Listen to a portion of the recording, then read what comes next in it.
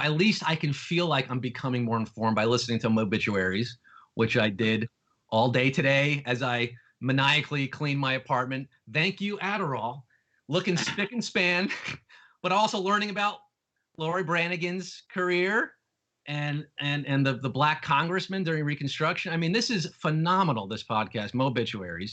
Thank you for producing it. And really, it's a service, I think, to the world and to the people that you cover and the stories that you cover, because these are forgotten, mostly forgotten members of our history. Well, I appreciate that. I'm glad you're enjoying it and the mix of subjects.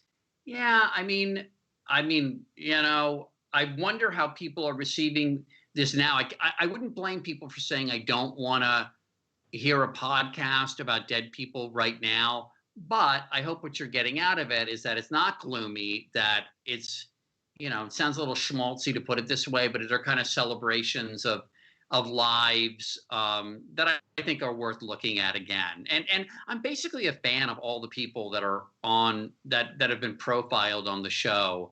Whether it's Thomas Paine or Sammy Davis Jr., who I loved. So, I hope it gives people some comfort or enlightenment or something to kind of learn about these lives. By the way, Thomas Paine, New Rochelle native Thomas Paine, and I grew up near New Rochelle. I went up there and I interviewed Carl Reiner for that episode because, of course, Carl Reiner, as you know, lived in New Rochelle when he was writing the Dick Van Dyke Show. Yeah.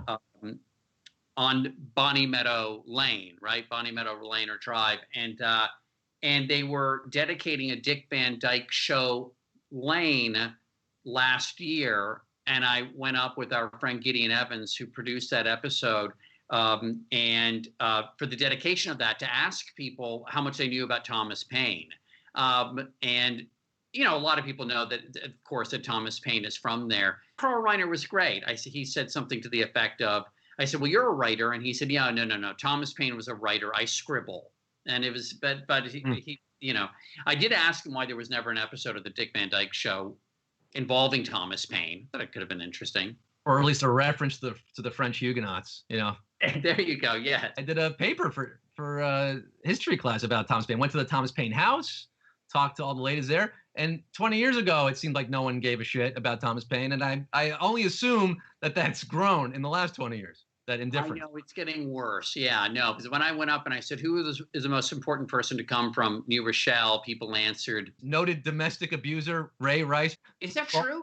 Baltimore Ravens running back. Yeah, went to New Rochelle High School. I did not know that. I think Andrea Mitchell. Somebody said Jay Leno. I don't think that's right. I'm pretty sure that's not right. Maybe he lived there for a time, but yeah, no, he really needs his moment. I think Thomas Paine still needs his moment. Have you given any thought to your own obituary, Mo, or is that hashtag too soon?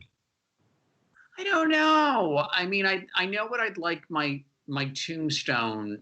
I know what I'd like the headline, if it warrants a headline, to be. I'd just like it to just say, no Mo. The New York Post obituary, no Mo. Exactly. No Mo. And if it's a paid death notice, which is very different from an obituary writers don't like to be confused with the paid death notice column. But, that would be awfully cheap just to say no Mo. Have you ever given thought, if not to your own obituary, to maybe what the obituary page will look like in the future with our current culture being so online? You know what I mean? I think we're going to see a change in the types of people who are honored with obits. That's a great point. I mean, I thought what you were going to move towards was, this is so gloomy, but obituaries for things and for institutions, because it feels like a lot, reading about the post office, right? Yeah. The U.S. mail, so many different things seem to be hanging in the balance. So I keep thinking in terms of obituaries for things. Look, the guy who invented Zoom is now going to have like the obituary of a former president. Isolate Night with Scott Rogowski, live every Sunday through Thursday at 9 p.m. Eastern.